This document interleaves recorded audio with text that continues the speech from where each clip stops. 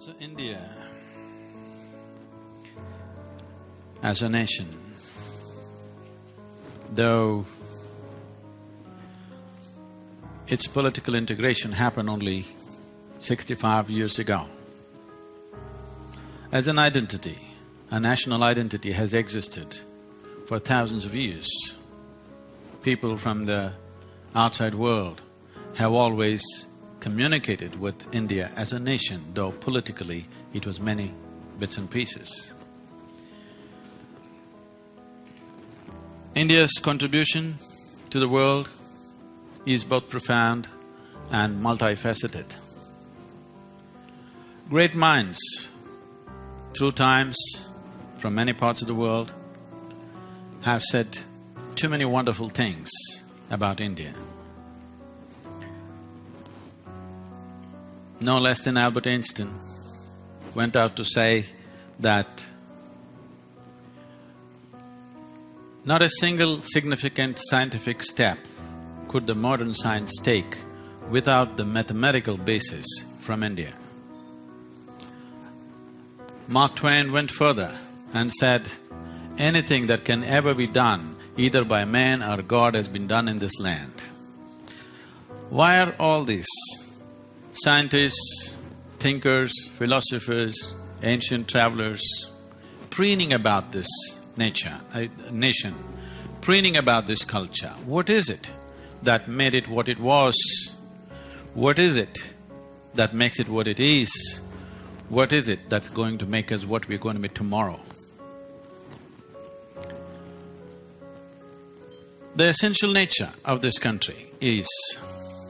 This must be understood because this is all very mixed up in today's context. One thing about this nation is, this is a nation of seekers.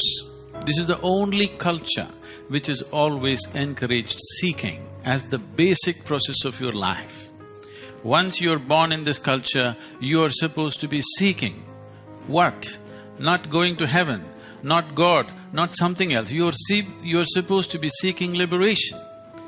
This word liberation or mukti has been very misunderstood because the greatest liberation that needs to happen for a human being is to be liberated from one's ignorance, one's limitations, one's compulsive nature, to move into knowledge, to move into enlightenment, to move into knowing, and above all, to move from compulsiveness to consciousness. So we established a system, a science, which we called as Samskriti. The word Samskriti today is going off as culture. Samskriti essentially means… Sam means equanimous. It also means exuberance. It also means well. To generate human beings, individual human beings, who are perfectly equanimous within themselves. Why is this so important? This is being again translated today in English language as being peaceful. This is not about being peaceful, this is about being equanimous. I think there are people who are invested in right brain and left brain and whatever. This is about being equanimous because it's your equanimity which gives you access to everything that is possible within a human being and outside a human being. Equanimity leads to exuberance.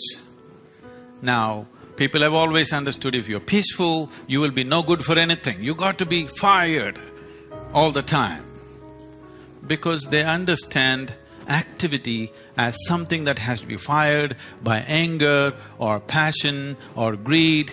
No.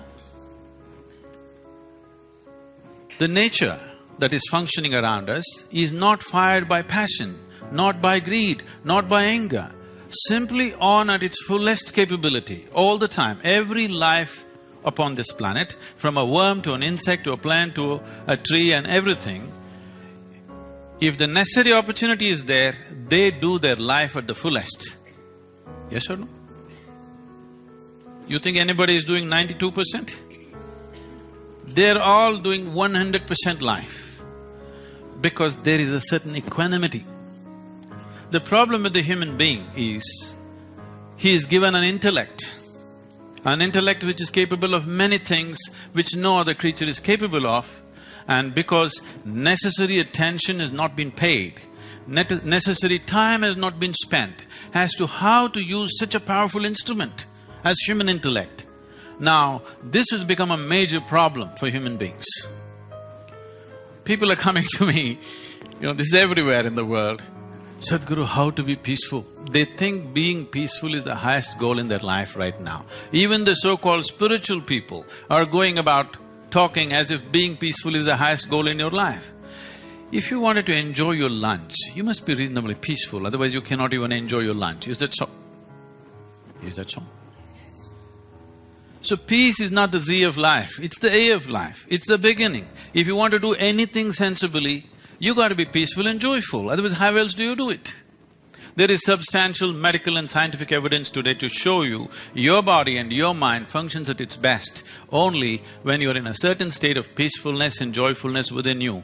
It cannot be disputed anymore because there is substantial medical evidence to do this. Now, Samskriti means to bring a state of equanimity. If this becomes equanimous, suppose you're riding a bicycle, only if you're in perfect balance of your riding, you will look around, you will enjoy life around, you will want to do something. You're struggling with your balance, are you going to do anything other than just managing to sit on the seat? You are not going to do anything. So equanimity brings you to ease. Ease allows you the adventure of being exuberant with life. Exuberance brings well-being, exuberance of the body, exuberance of the intellect, exuberance of the life energies brings you to the well-being of life. Or in other words, Samskriti means to do life right, the way it works. Doing something right means doing it the way it works, isn't it? And it's very important. Whatever we do it the way it works. Can I… I'm getting very serious. On a certain day, a man fell into the septic tank. I want all of you to visualize yourself in a septic tank. He desperately tried to come out, he could not. Then he started screaming, "Fire, fire!" His neighbors heard this fire call and they called the firemen. They came rushing, looking all over the place for fire. No fire, no smoke. Then they found this man, they pulled him out and asked, "Why were you screaming fire? Where is the fire?" He said, "If I said shit, shit, would you come?" Unless you do the right things will not happen to you. That is true with the world around you, that is true with what's within you. So Samskriti focused essentially on developing a human being to his fullest capability. Today we're running schools like this, where it's not oriented towards anything, not loading a child with information, just develop the body and develop the mind to the highest possible skill, to the highest possible capability, and anything it can do. A human being, the immensity of being human has been completely missed because no attention has been paid to this. We are always busy how to fix the world, how to fix the world, how to fix the world. The world need not be fixed. If we generate the right kind of human beings, the world will be a wonderful place to live in. We are the only problem right now, isn't it? Is any other creature a problem on this planet? This is the only one because this came with a higher capability than others. It is like you are given a technology which is…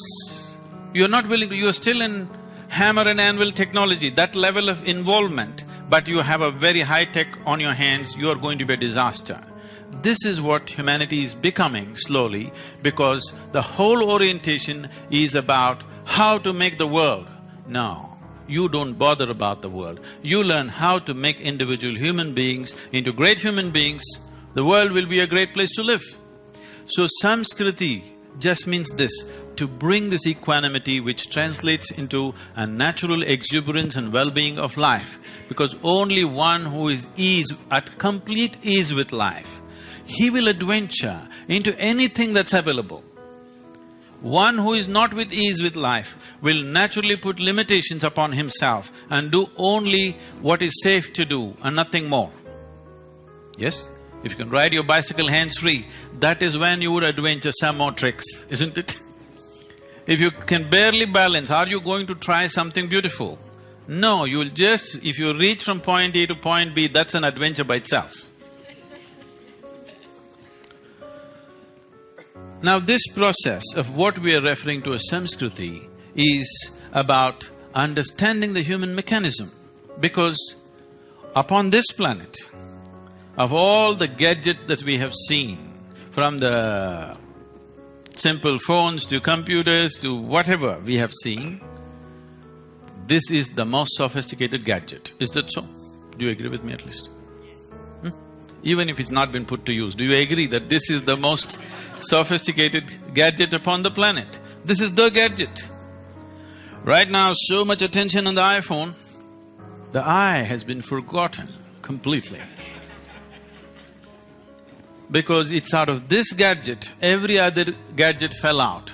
And this gadget is capable of producing another million gadgets if you allow it to, if you explore it in the right context. Our educational systems, our social structure, general orientation of life upon the planet today that we are culturing it, does not support inward looking. Inward looking does not mean contemplation. Your body and mind is not considered inward, because both these things you gathered from outside. The body that you have right now is just the food that you've eaten, isn't it? It's a piece of the planet that you gathered. What you call as my mind is just a heap of impressions that you gathered. This is very accidental and social, nothing existential about it. Right now, if you look at your own lives, you are largely a psychological case, not an existential case. Yes or no? What you think and feel has become far more important than what is real, isn't it so? Yes? Today morning, sun came up on time. You know this? The planet is spinning perfectly well today. The whole universe is going great. Everything in the cosmos, these billions of galaxies are all going perfectly well today. But you have one nasty thought crawling through your head and it's a bad day, isn't it? You lost perspective as to who you are. You have completely lost perspective as to who you are, because in this vast cosmic space, this solar system is a speck. In that planet Earth is a super speck. In that Boston is a micro super speck. In that you are a big man. That's the whole problem. Completely lost perspective of who you are. If you want to be an engineer, as many of you are trying to be, if you want to be a manager, as many others are, if you want to be an entrepreneur, the most important thing is you are able to see things just the way they are, isn't it? Yes? That you're able to see things just the way they are. You become a leader in the world, not because you go and climb and sit on a tall post. You will become a joke. If you sit on a tall post and you don't see anything better than others, you will become a joke, isn't it so? Yes or no? The idea of sitting on a perch is that you can see better than others. You're able to see something that nobody else is able to see right now. That makes you a natural leader. You don't have to climb a post. If you climb a post, you better see something better than others, otherwise you will be a bloody joke in the world, as many people become, isn't it? Now, Samskriti means just this, allowing this system to raise to its highest possible peak. Because that's the only thing a human being can ultimately do, that this can rise. So is it just about training your body? Is it just about training your mind? No. This is a beautiful incident which happened when Adi Yogi, we approximate this time somewhere between 12 to 15,000 years ago in the upper regions of Himalayas on the banks of Kanti Sarovar, when he was conducting the first yoga program with only 7 students who are today celebrated as the Saptarishis or the celestial sages in the country. They asked a question, he taught them many ways of doing things. He said, these are the different ways you can achieve your ultimate potential. Because ultimate potential in the yogic system is seen as to be able to receive, to be able to perceive things just the way they are. If you can perceive the whole existence just the way it is, This is considered the ultimate possibility for a human being because only what you perceive is reality. Rest is just imagination, isn't it? Yes? If you want to do anything in this world, you must be able to perceive it the way it is. So, it is seen perception or being able to see everything just the way it is considered the ultimate potential of a human being. What you do out of it, what you don't do out of it is up to you. The times of the history will decide that. Suppose 1,000 years ago, you had an IT idea, okay? Maybe you would just remain with the idea and not done anything about it, isn't it? Because what you do and what you do not do is decided by social and world situations. But your ability to perceive is most important. There is no work on human perception at all in the modern systems of education. We believe they will learn on the way. And that's going to be very distressing and stressful because today I see successful people are the most stressed out people. This is a very wrong message that you're sending to the young people because if success is suffering, why the hell pursue it? This happened in a big way in the 60s. You should know in this country that in 60s, the young generation thought, what is the point of being successful because it's anyway miserable, you can see it on their faces. It's written on the faces of successful people that they are miserable lot. So smoking pot on the street side is actually a much better thing to do, at least we're happy. This is the message.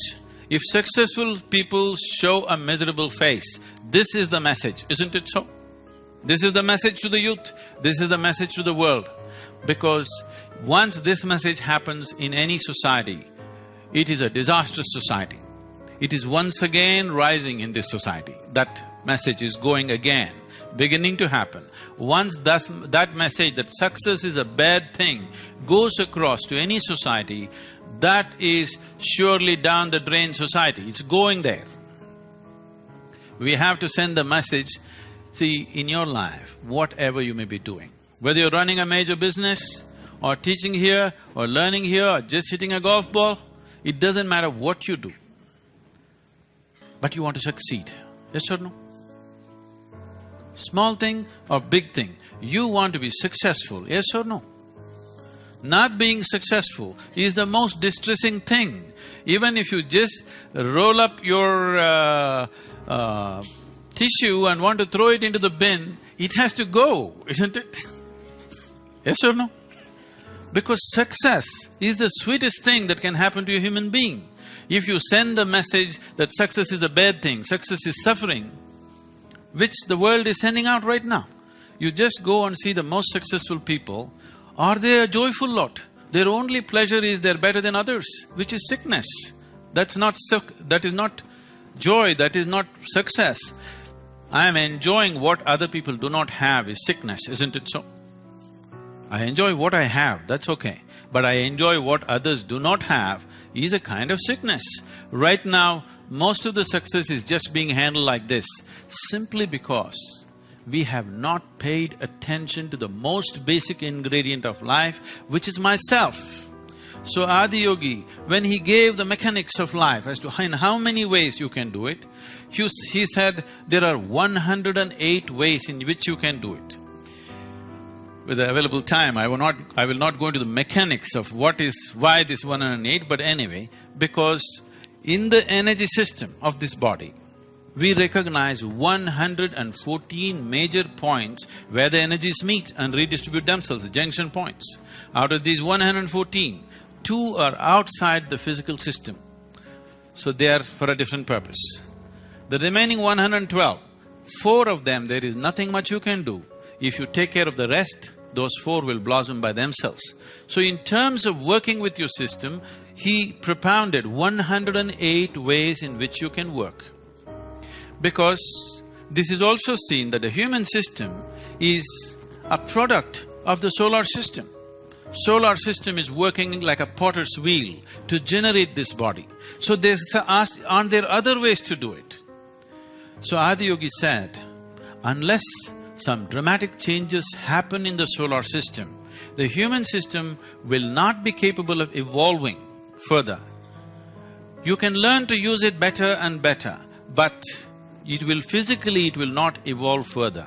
It's very uncanny. In the last few years, the neuroscientists in the world are speaking the same language what he spoke 12 to 15,000 years ago.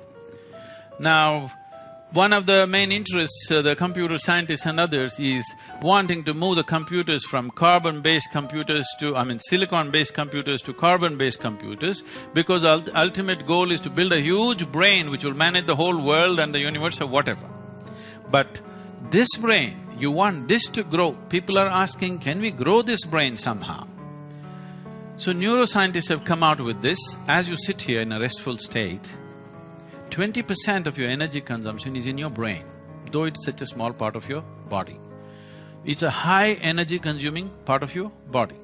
If you increase the size of the neuron, the amount of energy that it'll consume will not be sustainable. If you increase the number of neurons and pack them in, then the clarity will go away. So they are saying because of the physical loss, not because of neurological principles, because of the physical loss, further evolution of human brain is not possible. It's uncanny, they're saying exactly the same thing. He said, unless some major changes happen in solar system, physically you cannot evolve further. Today, the University of California did some research on people who are doing the basic practice which is taught as inner engineering, where they found 3 months of practice is leading to approximately 241% higher level of neuronal regeneration than what it is for a normal human being. That means as you grow older, you're getting smarter, not dumb. Generally, it is believed after 30-35, your intelligence and your neuronal regeneration is going down, but it's actually going up. What this means is not that producing more neurons simply means you're replacing the dead ones quickly. That means you're always current with your intelligence. Now, this possibility, he looked at it and he said, but there is another way. Instead of trying to develop the system, there is another intelligence of a different dimension. But you can make yourself capable of accessing that if you maintain the equanimity in your body, in your mind, in your emotion, in your energies. If you maintain an exuberant sense of balance within yourself. If you're balanced and you're dead, you're peaceful and dead, then it's no good. If you're exuberantly alive and you're balanced, you can access another dimension of intelligence. What did you have for lunch? I saw. Okay, don't tell me, it's okay, I saw. So you eat a piece of bread. If you eat this piece of bread, within a few hours, there is an intelligence and a competence here which transforms this bread into human body, isn't it? Yes? When I say human body or human being, I'm not talking about you, me in this context. As we said earlier, this is the most sophisticated machine on the planet right now. And with what raw material do you manufacture? With roti, dal, bread, apple, carrot, whatever you put in, there is an intelligence here which is capable of transforming that into the highest level of technology. He said, if you access this intelligence, rather than trying to just develop this one, if you keep this equanimous, you can access this intelligence which is this level of competence, then you will live your life magically, not miserably ever. Now, without paying enough attention to this, we are paying too much attention to the planet. Our attention is killing the planet, I want you to know. Maybe we are all psyched up about our technology, our engineering, all this. If we go business as usual, I'm not trying to turn the clock back for all of you who are thinking of 242 billion and 500 billion, whatever. It could be done in so many other ways. If you just go on as we go, both with industry, business, population, we are expecting, the United Nations is projecting by 2050 we will be 9.6 billion people. 9.6 billion people, heavily empowered with technology. If all of them become active, entrepreneurial, definitely it's a disaster, isn't it? Right now the only safety is 50% of the population is lazy. Yes. See, it's not human intelligence which is saving the planet. It's not human love which is saving the planet. It's not human compassion or sense saving the planet. It's human lethargy which is saving the planet. That is not good. Right now it's the lazy people who are saving the planet. All the industrious people are only consuming the planet at a pace it cannot be replaced, isn't it? In the last 1,000 years, we have become almost superhuman. Not even 1,000, in the last 150 years, we've become almost superhuman. What 1,000 men could do, today 1 man can do. Once you have this kind of power, this kind of capability, we need to handle this more sensibly, isn't it? If an ant crawls on your hand, you don't mind, it'll go away. If you are like an ant, it doesn't matter how you walk, you can walk upon anything or anybody. But if you become an elephant, you better be careful where you put your foot. Right now, we are on the verge. Right now you're going like a rhinoceros, you will become an elephant.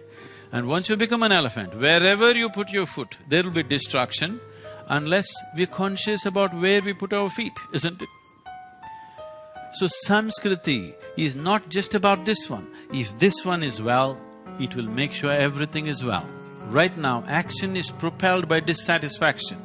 Action is propelled by negative emotions. Action is not propelled by conscious action. Action has to come forth out of pleasantness within you. In the sense, if I happen to meet you when you're feeling very peaceful and joyful, I'm sure you're a wonderful person. Yes? But if I happen to meet you when you're angry, when you're frustrated, when you're depressed with something, you could be nasty, isn't it? Yes or no? See, about 20% of our time, resource and energy is spent in the prisons, both in South India and to some extent in the United States. And people ask me, Sadhguru, why are you spending time with these horrible criminals? They've done all kinds of things. We are waiting here, we barely get to see you. So I don't see any criminals. All I see is every human being is in pursuit of his happiness. The man whom you call as a criminal also is in pursuit of his happiness. It is just that he pursues it far more vigorously than you. That's all the problem is. You're willing to stand in the line, he wants to jump the line, isn't it? What else is wrong with him? He's also pursuing what you pursue, nothing different. He also wants the same money, he also wants the same happiness, he also wants the same joys of life, isn't it? Only thing is, he does it so vigorously, he doesn't care whether he places your foot on your face or on the floor. That's all the difference is, isn't it? So, as a humanity, as a human being, as a human mechanism, this needs far more attention than it is getting right now.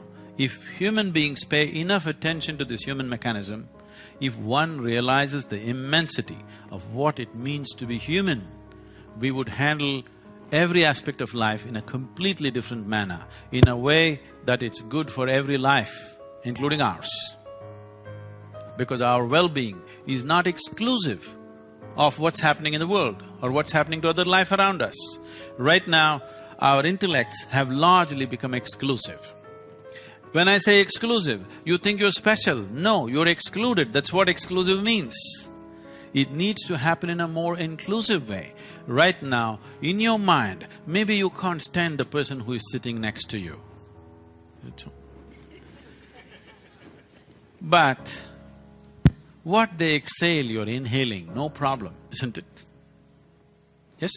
Life has always been inclusive. What the trees exhale, you inhale, what you exhale, they inhale, and all the time transaction is happening. But in your intellect, if you don't like this person, you are resisting, you become exclusive. But life is happening in an inclusive manner. Your intellect, your mind, your emotion has to serve the life, not the other way around. Once your intellect, once your thought process is working against the life that you are, being happy is once in a way. If I ask you a simple question, you will see most people on the planet cannot raise their hand for this. How many of you have experienced one day, just 24-hour segment, absolutely blissfully? Not one moment of fear, anxiety, tension, stress, nothing. Simply blissful, 24-hour segment. Most people cannot say yes to this. See, if one day has not gone the way you want it, that is understandable. If not even one day in your life has happened the way you want it, completely wrong, isn't it? I'm supposed to open up for questions. Please, any kind of question. Yes, please.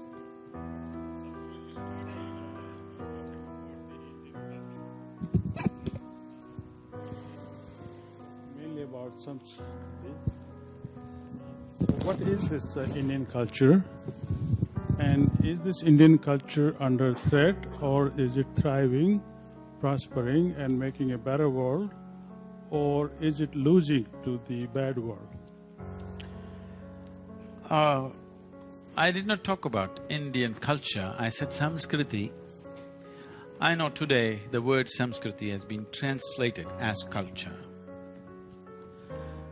Essentially, Samskriti means the science of developing the human mechanism to its fullest capability. That was our culture.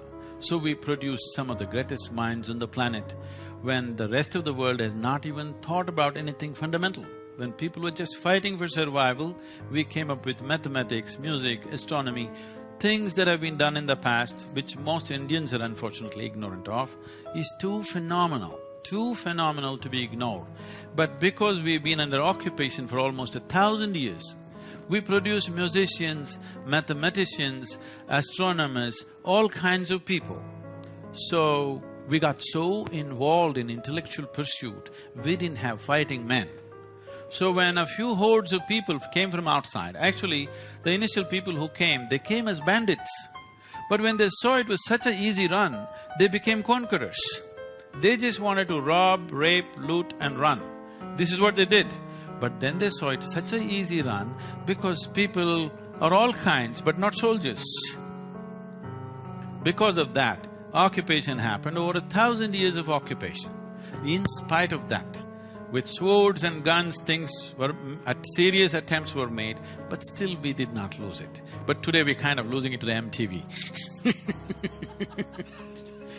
I meant money and TV. So, are we going to lose it?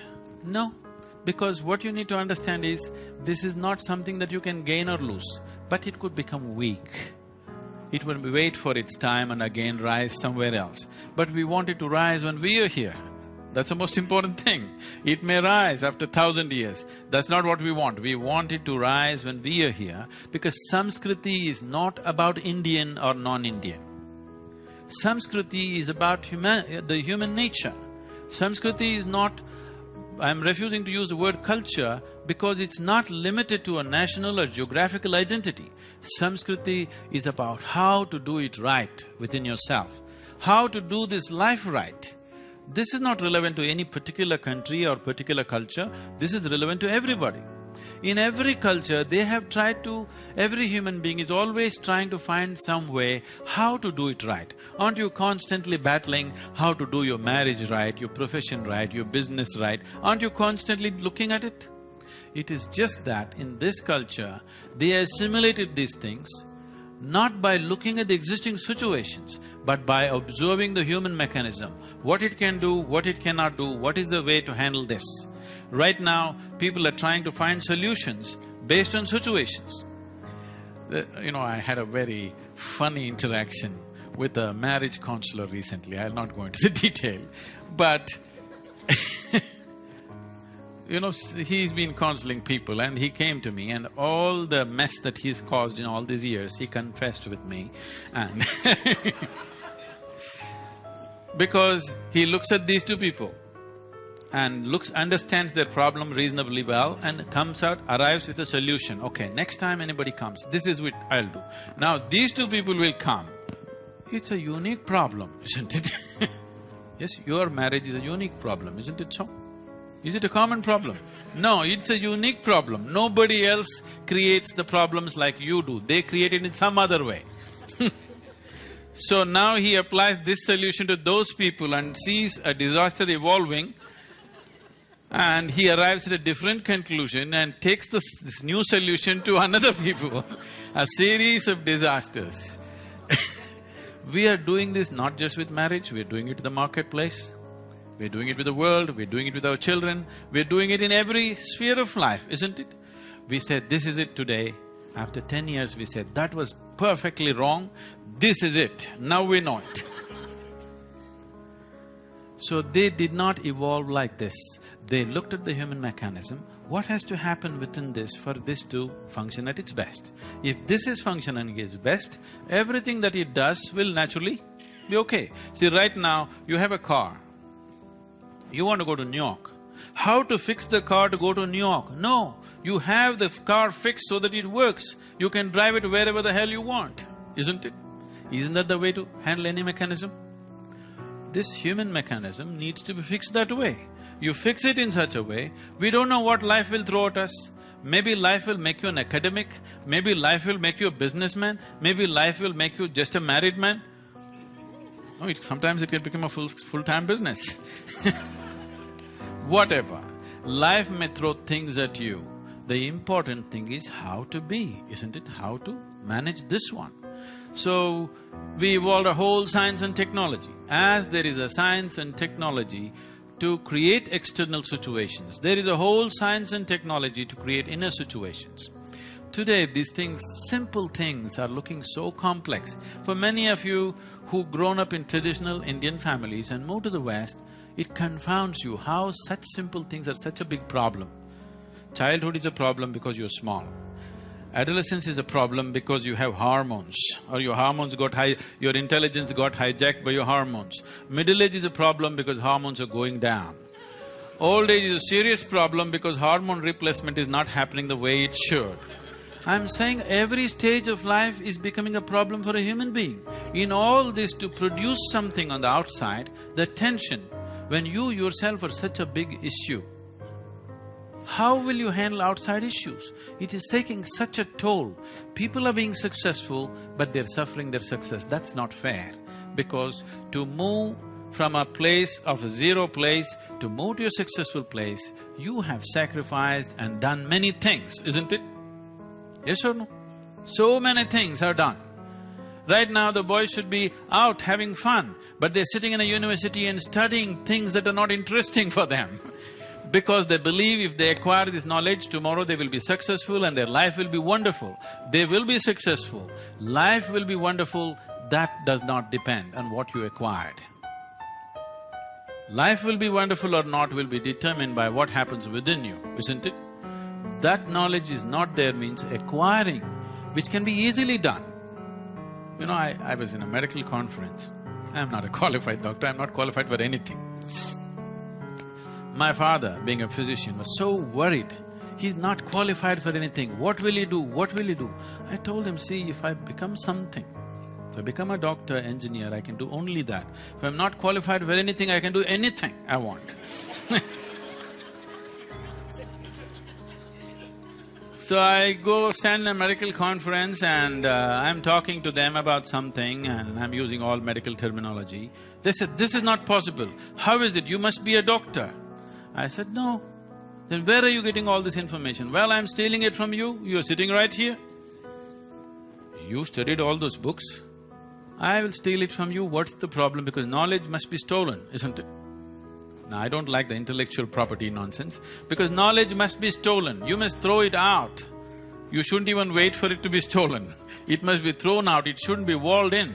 That's what the whole IT, information technology means, to disseminate knowledge without any hurdles. And right now, just see what a hurdle each human being has become within himself.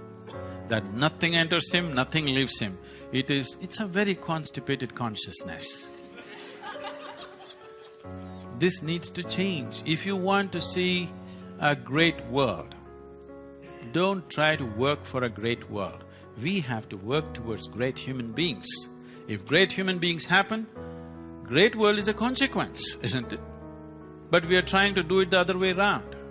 So bringing it back into our education systems, bringing it back into universities is very, very important. Our children, it doesn't matter which part of the world they come from, because the national boundaries will become meaningless over a period of time.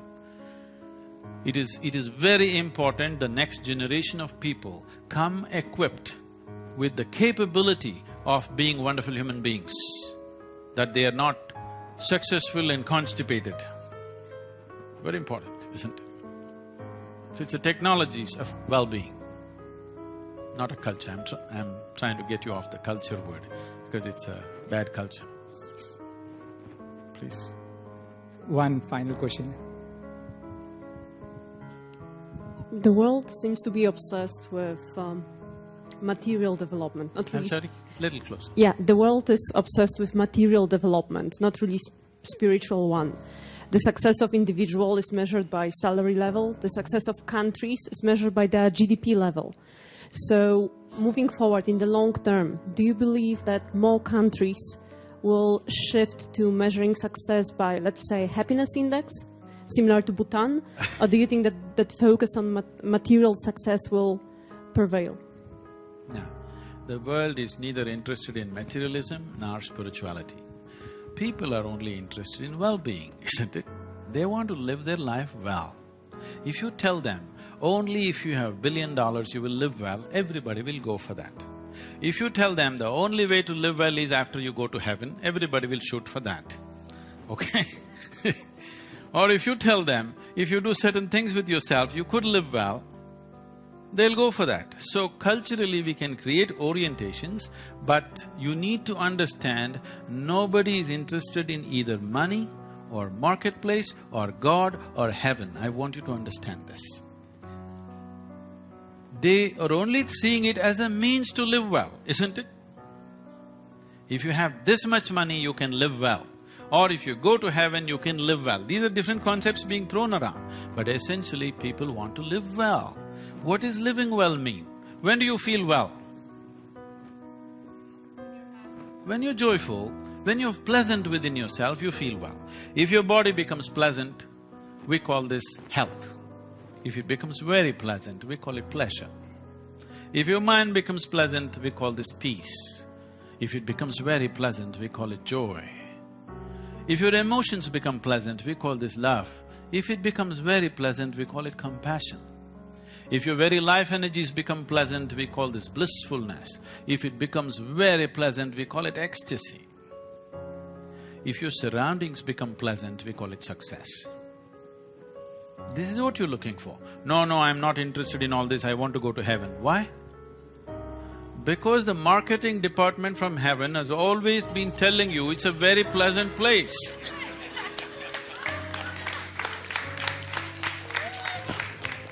From the day you were born, if we told you, God lives in heaven but it's a horrendous place, do you want to go there? No, we'll pray from here only, isn't it? So all that you're looking for, every human being, what you're looking for is pleasantness inside, pleasantness around you, isn't it? So, today we understand that unless you have this much market access, you cannot create pleasantness around you. Many people are traveling to United States from every part of the world because people believe surroundings are pleasant. Internally, I'm okay, I'm Indian, anyway I'm peaceful. Let me go to America.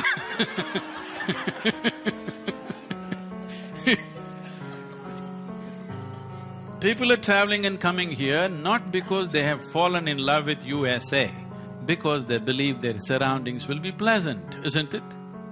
Yes or no? Pleasant means what? With least number of hassles around you. Yes or no? So, people are not looking for materialism or spirituality. They want pleasantness inside, pleasantness outside. Pleasantness inside is 100% doable within yourself. Pleasantness outside needs the cooperation of the people, the situations, the times. Yes? What time are you here? You are very peaceful and wonderful, but there's a war going on in front of you. Outside making it pleasant is out of question, but internally you can be pleasant. So one challenge about this is external situations. When we talk about economics, as people have been discussing economics, they've not been talking technology, they've been mainly talking economics. They're talking about economics because it is a way of creating external pleasantness. And you know all the challenges that they've been discussing, because to create external pleasantness, there is a whole lot of cooperation that has to happen from the rest of the world. But to create inner pleasantness, you don't need anybody's cooperation, you just need some sense within yourself. If you have a working head, you'll create pleasantness for yourself. You will not create unpleasantness for yourself. It happened like this. On a certain day, a lady went to sleep. In her sleep, she had a dream. In her dream, she saw a hunk of a man staring at her. And then he started coming closer and closer and closer. He came so close she could even feel his breath. She trembled, not in fear. And then she asked, "What will you do to me?" The man said, "Well, lady, it's your dream." What's happening in your mind is your bloody dream. Now, right now the problem is not that life is not happening the way you want it, marketplace is not happening the way you want it, the world is not happening the way you want it. Even your dream is not happening the way you want it. At least that we must fix. That's easy to fix, isn't it? Fixing the world, fixing the marketplace, fixing outside situations takes much more effort. At least your dream should happen the way you want it. If you're right now having a pleasant dream, is it nice for you? Yes? This you can fix immediately, isn't it? Outside takes time and effort and cooperation. Thank you very much for being here.